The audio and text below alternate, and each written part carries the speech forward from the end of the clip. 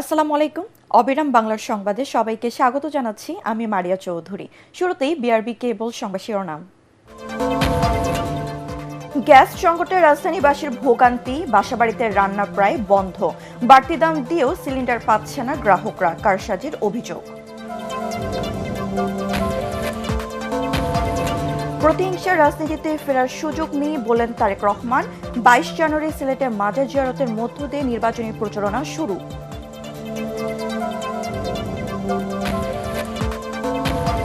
আপিলে প্রার্থিতা ফিরে পেলেন জামায়াতের আজাদ, স্বতন্ত্র প্রার্থী তাসনিম জারা সহ 52 জন, বাতিল 15। পাবনা 1 ও 2 আসনে নির্বাচন স্থগিত।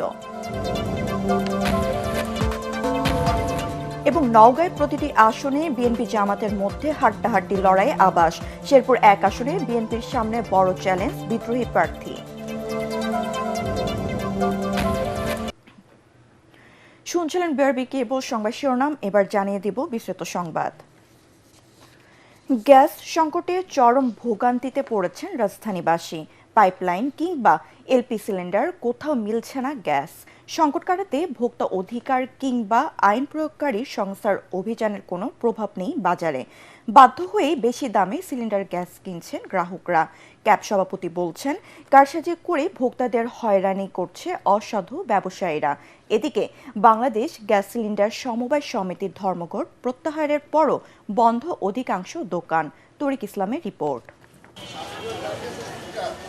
রাজধানীর খিলগাঁয়ের নবীনবাগ এলাকার বাসিন্দা মোর্শেদা বেগম। একদিকে বাসায় নেই আবাসিক পাইপলাইনের সংযোগ, অন্যদিকে গত 2 দিন ধরে মিলছে না সিলিন্ডার গ্যাস। পরিবারের মুখে খাবার দিতে বাধ্য হয়েই ব্যবহার করছেন ইলেকট্রিক চুলা। ঠিকমতো খাবার দিতে পারছি না, আমাদের এই গ্যাস নাই। একই অবস্থা তার প্রতিবেশীর। বাসায় পাইপলাইনের সংযোগ থাকলেও গ্যাস যেন সোনার হরিণ। রান্না বান্না আপনার সকালে 4টা বাজে উঠি, ভোর 7টা বাজে তখন রান্না করি। গ্যাস সংকটের প্রভাব পড়েছে হোটেল, রেস্তোরাঁ থেকে চায়ের দোকানে। অনেকেই গ্যাসের চুলাকেই বানিয়েছেন কাঠের চুলা। গ্যাসের কারণে বা এই প্রবলেমের কারণে আমরা মাল ভালো মতন সার্ভিসও দিতে পারতেছি না, আর ভালো মতন আমরা তৈরিও করতে পারতেছি না। এদিকে বাংলাদেশ গ্যাস সিলিন্ডার সমবায় সমিতির সভাপতির ধর্মঘট প্রত্যাহারের প্রভাব নেই বাজারে। এখনো বন্ধ রয়েছে অধিকাংশ গ্যাসের দোকান। যেসব দোকান খোলা রয়েছে সেখানে 2 থেকে 3 গুণ দামে সিলিন্ডার কিনতে বাধ্য হচ্ছেন ক্রেতারা। আমরা আগামীকাল থেকে ইনশাল্লাহ এই কর্মসূচি স্থগিত, এখন থেকে আমরা এই কর্মসূচি স্থগিত করব। ব্যবসায়ীরা বলছেন, ডিপো থেকে বাড়তি দামে কেনার কারণে বেশি দামে বিক্রি করতে বাধ্য হচ্ছেন তারা। আমাদের আনতে হয়, গাড়ি বসে থাকে 5-7 দিন, তারপর আমরা যেখানে লিকুইড প্ল্যান সেখানে পাচ্ছি না। আমাদের হচ্ছে 4টা ডিস্ট্রিবিউটর আমাদের নেওয়া, এর মধ্যে ওমারা থেকে একটু গ্যাস আছে, তাও 1 সপ্তাহ পর একটা গাড়ি দেয়। এদিকে চলতি সপ্তাহে গ্যাস সংকট কেটে যাবে বলে জানান Bangladesh energy regulatory commission BERC। লোয়াবকে অনুরোধ করেছি দ্রুত জানুয়ারি মাসে আমদানি বাড়ানোর জন্য। ফেব্রুয়ারিতে রোজা শুরু হবে। এই সংকট আশা করতেছি এই মাসের দ্বিতীয় সপ্তাহের মধ্যে কেটে যাবে। তো এখন যেটা হচ্ছে, আপনি টাকা বেশি দিলে, 700-800 টাকা বেশি দিলে কিন্তু সিলিন্ডার পাওয়া যাচ্ছে। এটা আমি বলবো যে এটা টোটালি আপনার এখানে একটা ম্যানিপুলেট করা হয়েছে। তরিক ইসলাম, ATN বাংলা, ঢাকা। প্রতিহিংসা প্রতিশোধের রাজনীতি একটি দল ও ব্যক্তির কি পরিণতি বয়ে আনতে পারে 5 আগস্টের গণ অভ্যুত্থান তার প্রমাণ বলে সতর্ক করেছেন বিএনপি চেয়ারম্যান তারেক রহমান। সাংবাদিকদের সাথে মত বিনিময়ে তিনি আরও বলেন, পতিত স্বৈরাচারের আমলের অবস্থায় ফিরে যাওয়ার আর কোনো সুযোগ নেই। জাতীয় স্বার্থের ক্ষেত্রে মতপার্থক্য যাতে বিভেদে পরিণত না হয় সে বিষয়ে সচেতন থাকবে রাজনৈতিক দলগুলোর প্রতি আহ্বান জানান তারেক রহমান। কামরুজ্জামান রাজীবের রিপোর্ট। রাজধানীর একটি হোটেলে গণমাধ্যমের সিনিয়র সাংবাদিকদের সাথে শুভেচ্ছা বিনিময় অনুষ্ঠানে যোগ দেন বিএনপির চেয়ারম্যান তারেক রহমান। অনুষ্ঠানের শুরুতেই তিনি গণমাধ্যমের কর্ণধার, সম্পাদক ও সংবাদকর্মীদের সাথে কুশল বিনিময় করেন। সূচনা বক্তব্যে বিএনপি মহাসচিব মির্জা ফখরুল ইসলাম আলমগীর বলেন, তারেক রহমানের কাছে দেশবাসীর যে প্রত্যাশা তা অবশ্যই পূরণ হবে। গোটা জাতি আজকে অনেক বেশি আশান্বিত হয়েছে এই জন্যেই যে এবার একটা সুযোগ সৃষ্টি হবে, সত্যিকার অর্থেই একটা উদারপন্থী গণতান্ত্রিক একটা ব্যবস্থা আমরা এখানে সৃষ্টি করতে পারবো। এরপর আগামীর গণতান্ত্রিক বাংলাদেশ গড়ে তুলতে মুক্ত গণমাধ্যমের প্রয়োজনীয়তার কথা তুলে ধরে সিনিয়র সাংবাদিকরা বলেন, স্বৈরাচার তৈরির পথ বন্ধ করতে তোষামোদির সাংবাদিকতা বন্ধ করতে হবে। সাংবাদিকদের প্রতিপক্ষ না ভাবার আহ্বান তাদের। শেখ মুজিবুর রহমান মুক্তিযুদ্ধের সাথে জড়িত ছিলেন না, তিনি জানতেন না মুক্তিযুদ্ধ কিভাবে হয়েছে। তাকে আওয়ামী লীগের লোকজন যা বলেছে এবং ভারতীয় পক্ষ যা বলেছে সেটাকেই তিনি ধরে নিয়েছিলেন, এটাই মুক্তিযুদ্ধের ইতিহাস ছিল। এই জন্যই তিনি ব্যর্থ হয়েছিলেন। জনাব তারেক রহমান, আপনি 17 বছর দেশে ছিলেন না। নতুন বন্ধুরা আপনাকে যেটা বলছে সেটাই আপনি শুনছেন এবং সেটাই আপনি মনে করছেন এটাই বাংলাদেশের 17 বছরের ইতিহাস। বাংলাদেশের 17 বছরের ইতিহাস এটা না। ভবিষ্যতের বাংলাদেশকে সমাজ এবং বাংলাদেশের রাষ্ট্রের গণতান্ত্রিক রূপান্তর চাই, তো অবশ্যই গণতান্ত্রিক রাজনীতির পাশাপাশি একটা গণতান্ত্রিক সাংবাদিকতার পরিবেশ থাকতে হবে। আমরা লিখতে চাই, আমরা বলতে চাই। মিডিয়া 2024-এর 5ই আগস্টের পর অনেকটাই স্বাধীন, অনেকটাই নিয়ন্ত্রিত। এতে তারেক রহমান বলেন, গণতন্ত্রের স্বার্থে সাংবাদিকদের স্বাধীনতা নিরাপত্তা প্রয়োজন। রাজনৈতিক নেতাকর্মী, সাংবাদিক ও গণতন্ত্রকামী মানুষের উপর ফ্যাসিবাদী শাসকের নির্যাতনের কথা তুলে ধরে তিনি বলেন, কোনোভাবেই আর সে পরিস্থিতিতে ফেরা যাবে না। 5ই আগস্টে ফিরে যাওয়ার কোনোই কারণ নেই। আমাদের প্রতিশোধ, প্রতিহিংসা, একটি মানুষ, একটি দল বা যেভাবে আমরা বিবেচনা করি তার পরিণতি কি হতে পারে আমরা দেখেছি 5ই আগস্ট। দলমত নির্বিশেষে আমাদের মধ্যে মত পার্থক্য থাকবে, কিন্তু কোনোভাবেই সেটি যাতে মত বিভেদের পর্যায়ে চলে না যায়। মত বিভেদ হলে জাতিকে বিভক্ত করে ফেললে কি হতে পারে আমরা দেখেছি।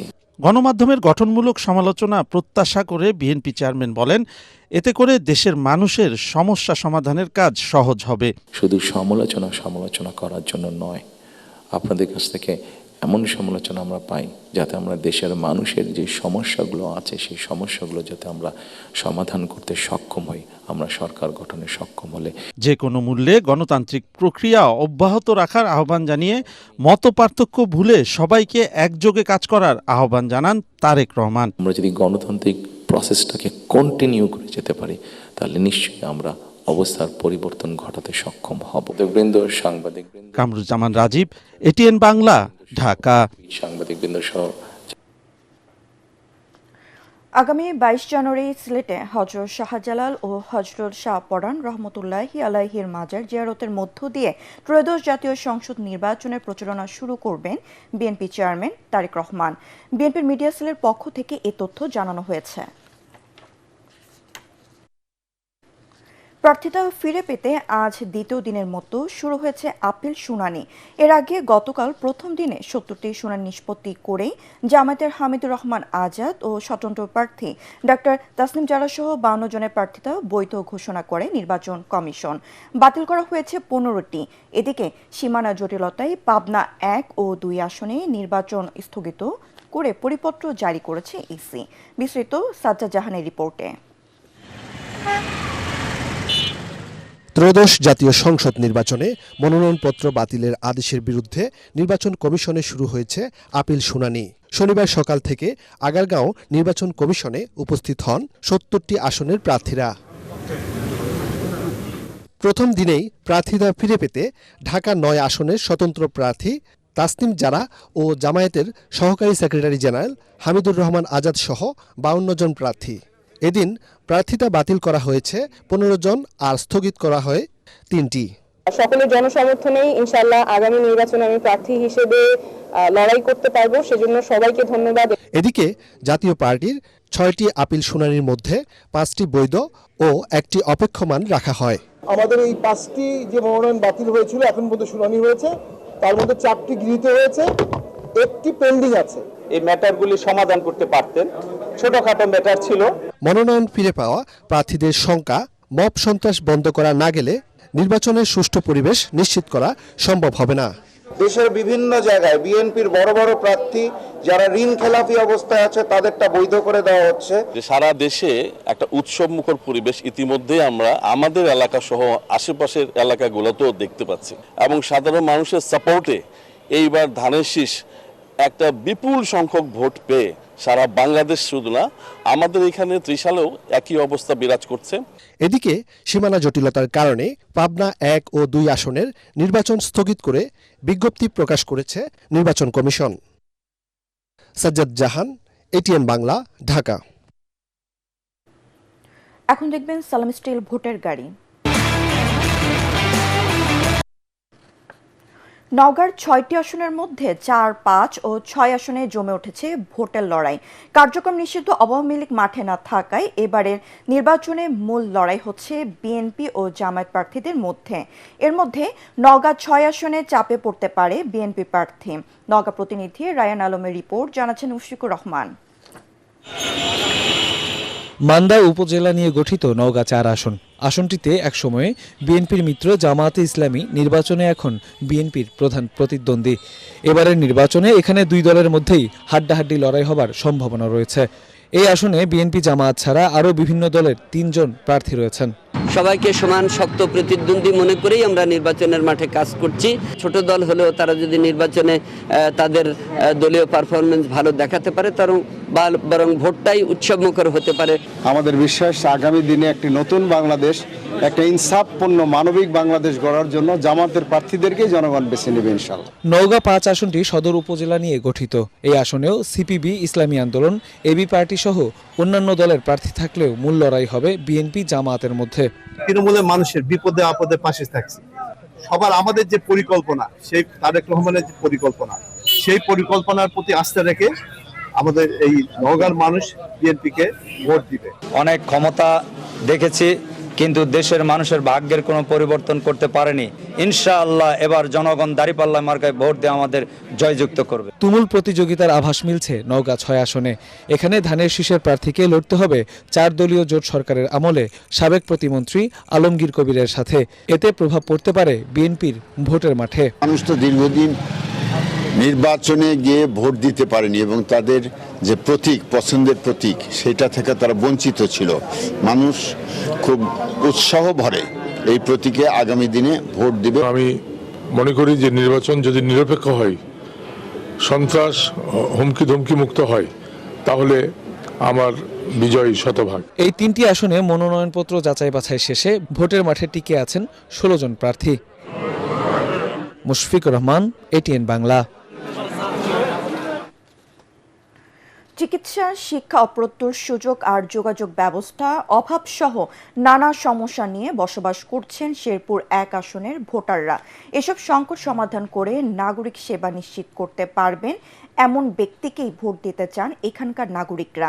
তাদের প্রত্যাশা পূরণে বিএনপি থেকে প্রার্থী হয়েছেন ডাক্তার সানসিলা জেবরিন প্রিয়াঙ্কা আর জামাতের রাশিদুল ইসলাম রাশেদ।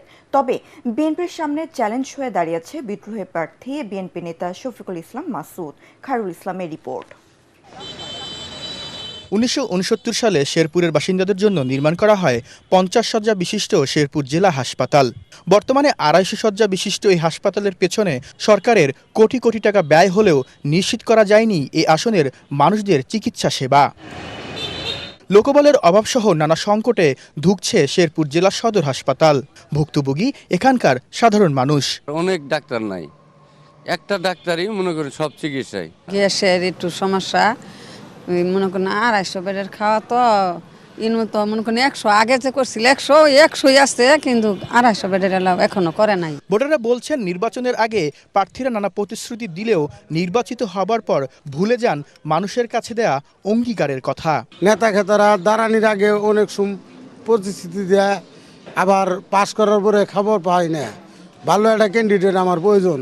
আমাদের এই গরিব দুঃখী মানুষের খোঁজ খবর নেওয়ার মতো কোনো নেতা আমরা আজ পর্যন্ত শেরপুরে পাই নাই। শেরপুর 1 আসন থেকে আসন্ন ত্রয়োদশ জাতীয় নির্বাচনে প্রার্থী দিয়েছে বিএনপি, জামায়াত সহ বেশ কয়েকটি রাজনৈতিক দল।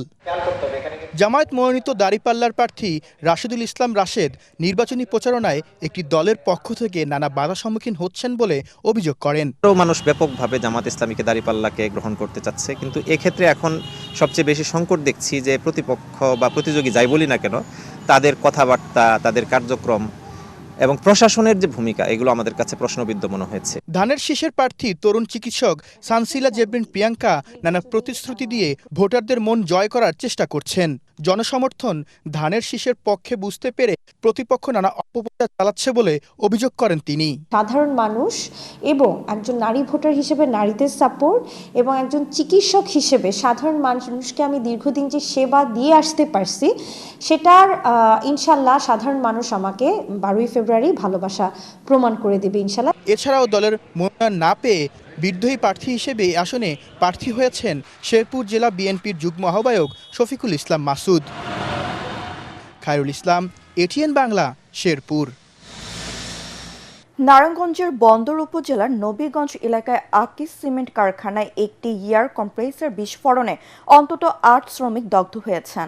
গত রাত 7:30টার দিকে কারখানার পলিফাইবার সেকশনে উৎপাদন কাজ চলাকালে হিট এক্সচেঞ্জ নামের কম্প্রেসর মেশিনটি বিকট শব্দে বিস্ফোরিত হলে এই ঘটনা ঘটে। বিস্ফোরণে কারখানার জানালার কাঁচ ভেঙে যায় এবং আশপাশের এলাকায় আতঙ্ক ছড়িয়ে পড়ে। আহত শ্রমিকদের দ্রুত উদ্ধার করে ঢাকার জাতীয় বার্ন অ্যান্ড প্লাস্টিক সার্জারি ইনস্টিটিউটে পাঠানো হয়েছে। ফায়ার সার্ভিস জানায় বিস্ফোরণের কারণ তদন্ত করে দেখা হচ্ছে। বন্দর থানার ওসি গোলাম মুক্তার আশরাফুদ্দিন জানান, আহতরা বর্তমানে ঝুঁকিমুক্ত, তবে এই ঘটনায় কারখানা কর্তৃপক্ষের কোনো আনুষ্ঠানিক বক্তব্য পাওয়া যায়নি। আবারও সালামিস্টের ভোটের গাড়ির খবর। শেরপুর থেকে নির্বাচনী খবর জানাচ্ছেন সহকর্মী খায়রুল ইসলাম। সালাম স্টিল ভোটের গাড়ি নিয়ে এই মুহূর্তে আমি রয়েছি শেরপুর জেলায়। এই জেলায় মোট নির্বাচনী আসন রয়েছে 3টি এবং সেখানে ভোটার রয়েছে প্রায় 14 লাখের মতো ভোটার। এখানে এসে কিন্তু আমরা ভোটারদের সঙ্গে কথা বলেছি, প্রার্থীদের সঙ্গে কথা বলেছি। প্রার্থীরা কিন্তু তাদের নির্বাচনী কার্যক্রম চালাচ্ছে, তবে সরকারি যে বিধিনিষেধ রয়েছে সেই বিধিনিষেধ মেনেই কিন্তু তাদের কার্যক্রম চালাচ্ছে। এবং নির্বাচনী আমেজের কথা যদি বলি, এখন পর্যন্ত কিন্তু এখানে নির্বাচনী আমেজ শুরু হয়নি, কারণ গত 2 দিন আমরা এই জেলাতে ছিলাম এবং এখানকার যে আসনগুলো রয়েছে সেই আসনগুলোতে ঘুরেছি। কোনো আসনেই কিন্তু আমরা নির্বাচনীর আমেজ সেভাবে দেখতে পাইনি। প্রার্থীরা বলছেন যে আসলে 20 তারিখ প্রতীক পাওয়ার পর 22 তারিখ থেকে তাদের যে নির্বাচনী প্রচারণা শুরু হবে, তারপর থেকে হয়তো এখানে নির্বাচনী আমেজ শুরু হবে। এবং ভোটাররা বলছেন যে আসলে এবারের নির্বাচনে তারা একজন যোগ্য ব্যক্তিকে চাইছেন, কারণ এখানে কিন্তু আসলে নানাবিধ সমস্যা রয়েছে। বিশেষ করে এখানে কর্মসংস্থানের একটি বিশাল সমস্যা রয়েছে এবং তারা বারবার বলছেন যে আসলে এইবার নির্বাচনে যিনি ক্ষমতায় আসবেন তিনি যিনি কর্মসংস্থান এখানকার মানুষের জন্য তৈরি করবেন, এমন একজন প্রার্থীকেই তারা কিন্তু আসলে প্রার্থী হিসেবে কিংবা আগামী দিনের প্রতিনিধি হিসেবে তারা নির্বাচিত করতে চাইছেন। সালাম স্টিল ভোটের গাড়ি নিয়ে এই ছিল আমার কাছ থেকে সর্বশেষ খবর। সন্ধানী লাইফ ইন্স্যুরেন্স আন্তর্জাতিক সংবাদ।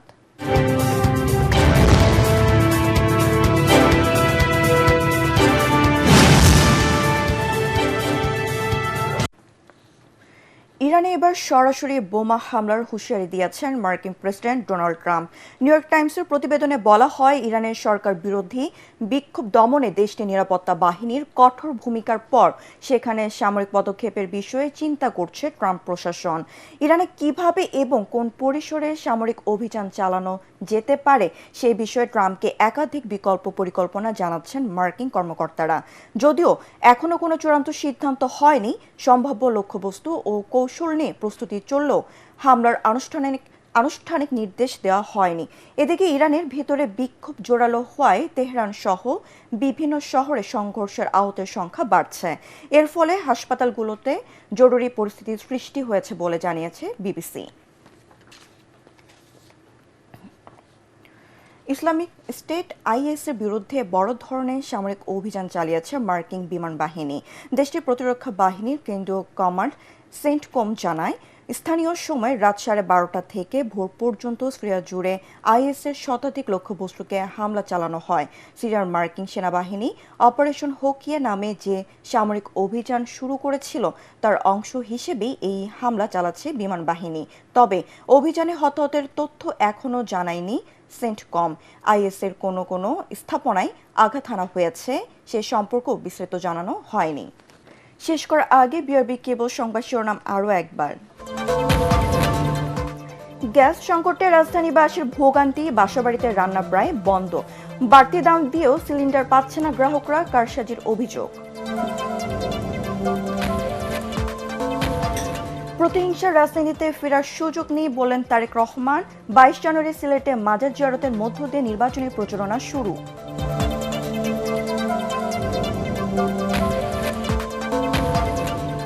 আপিলে প্রার্থিতা ফিরে পেলেন জামায়াতের আজাদ, স্বতন্ত্র প্রার্থী তাসনিম জারা সহ 52 জন। বাতিল 15, পাবনা 1 ও 2 আসনে নির্বাচন স্থগিত।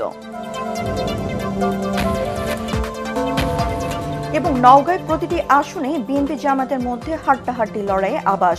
শেরপুর 1 আসনে বিএনপির সামনে বড় চ্যালেঞ্জ বিদ্রোহী প্রার্থী।